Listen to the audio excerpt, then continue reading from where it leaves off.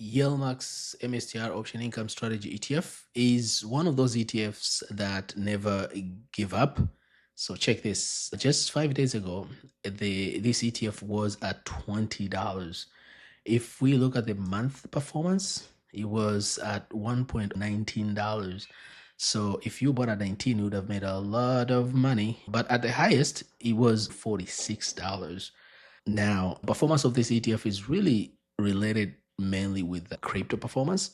So if you believe if crypto is here to stay for a long time, then this ETF can be a good option because not only is very popular, but also it does pay really good distributions. Look at 157 right now, but that's just the yield based on this price and what the distribution they just paid recently. But if we look at the average distribution, it's even higher than that. Volume for people who want to buy and sell, you don't have to worry about. Volume is over 5 million. That's a lot of shares being traded on a daily basis. It has been paying one of the highest distributions of all YieldMax ETFs. At one point, I think they pay almost $5, but on average, they pay $2.89. Average is the best way to gauge your income. Now, at the price of today, $23.35, that it's 148.52. If you round up to 149 annual yield, now let's say if they pay weekly, that distributions is going to be 67 per share per week. We know that this ETF pays monthly distributions. So why did I put this 67 cents here? Indicating that if it were to pay weekly, then it's going to be 67 cents per share using the average distributions. So here's the thing.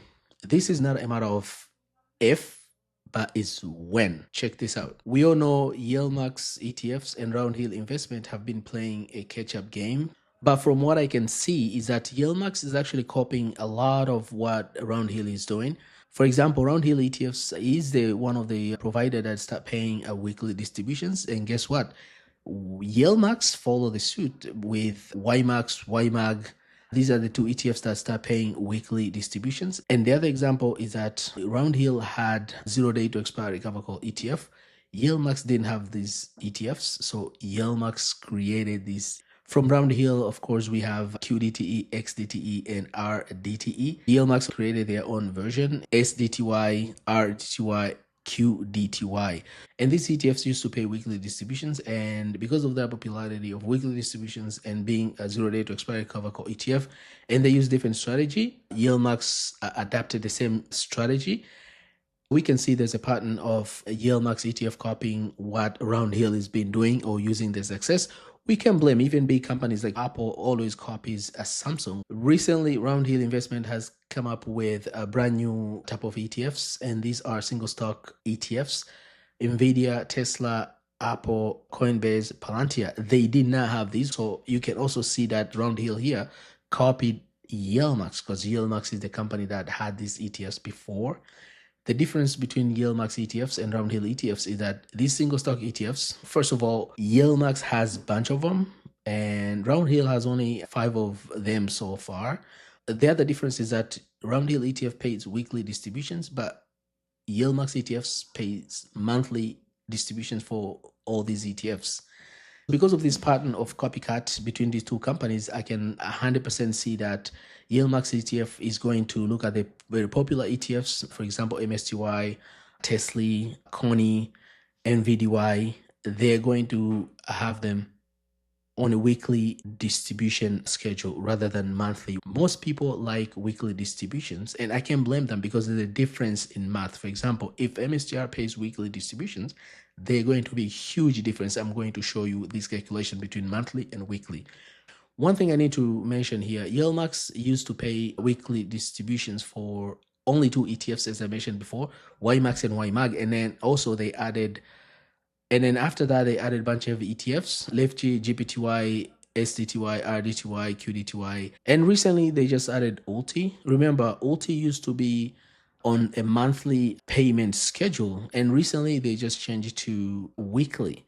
And because of that, you can see there's a lot of interest from what I can see on a comment that people like the weekly. There's excitement about being paid weekly.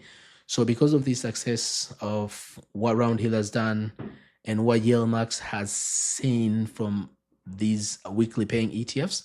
They will take most popular ETFs, and these are the top one here: Tesla, MVDY, Connie, MSTY, are going to be on a weekly schedule very soon. Again, this is not official. I'm making this video and this speculation based on my observation that I've seen YieldMax has been doing for the past years since they start creating these ETFs. But you might ask, so what that gonna make a difference? What if I get monthly versus a weekly? I've heard this a lot in the comments that weekly distribution and monthly distribution does make difference. And I've always say mathematically, there is a huge difference. Here are the two tables that's going to show you the difference between the two payments and what difference can they make. The first one here on your left hand side is the weekly distributions, and the right hand side is monthly distributions.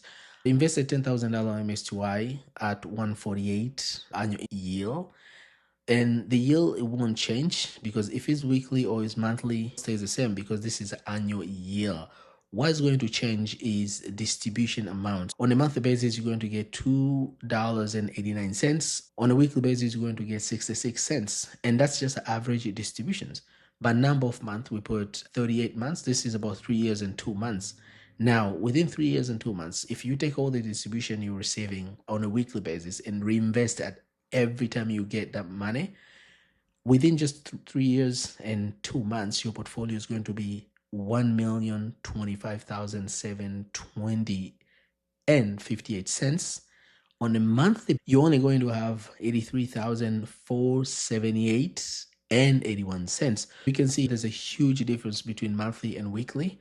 Within just 3 years, it's over 200,000. That's quite a bit of difference. Let's pray YieldMax change the distribution from monthly to weekly for these popular ETFs: MSTY, Tesla, Coinbase, Nvidia. I know that's going to happen soon. And I have a record. I've predicted a lot of YieldMax moves before. For example, when they came up with the qdte, I say they're going to have SDTY, they're going to have RDTY. And sure enough, they came up with S&P 500 and also small cap ETFs. And more prediction that I've made in the past, because I look at the patterns. I hope this prediction comes to fruition. And whenever that comes out, I will let you know. So if you don't want to miss that, make sure you subscribe and hit the notification button, so whenever I release a new video, you will be the first one to receive the notification and update on that matter.